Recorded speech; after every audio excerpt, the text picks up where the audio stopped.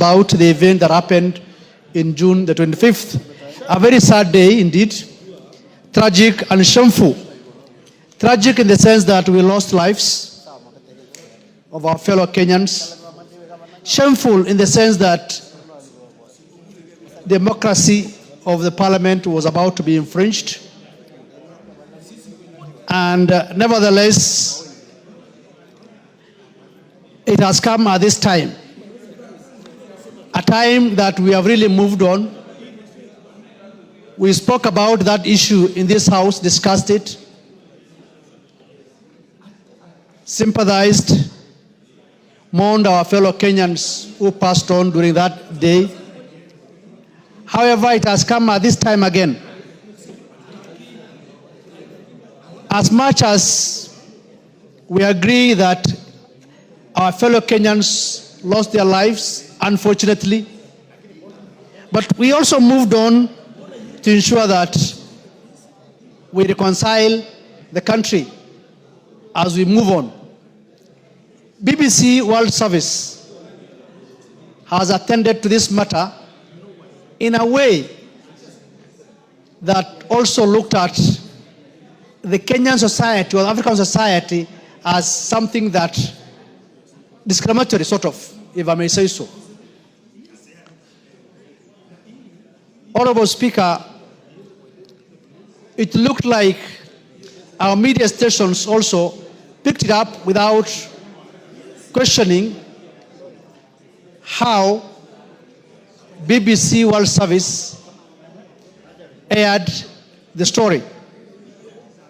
It happens world over. People are killed, our people are killed, we sympathize, we moved on. Even world over. Remember, there was the same issue or similar in Capitol Hill. BBC World Service never took the opportunity to say something. It happened in London, they never said it. It happened in many Western nations, they never said it. Above all, there's the killing of women and children in Gaza, and BBC World Service never speak about it.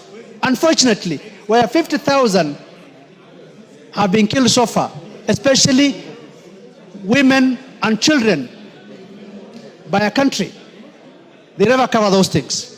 So I think the timing of that report, and it comes at a time when IPOA and other executive agencies are doing an investigation, and they never shared that with them. Let us not subjugate or discriminate against our own agencies that we think are doing their jobs. It's a matter of us saying, let us ensure that they have capacity to do their job. But let us not clap hands for foreigners who always come and say, this is wrong, what you are doing. Pointing fingers at whatever we do. BBC is a world-renowned station, media station. They have never talked about the genocide that is happening in Gaza, and yet it's a world service. But they want to incite at this time. So, Honorable Speaker, I think why I'm raising this point, because the title itself talks about bloodbath parliament. They should have talked about the protests that happened that day in Kenya or Nairobi, but they chose to use the term bloodbath parliament. That is to also see parliament in a very bad light.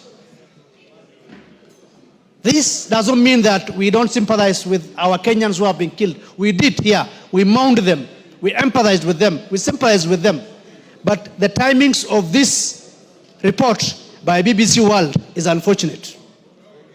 And it touches on lack of patriotism also on our part, trying to showcase things done by a foreign media.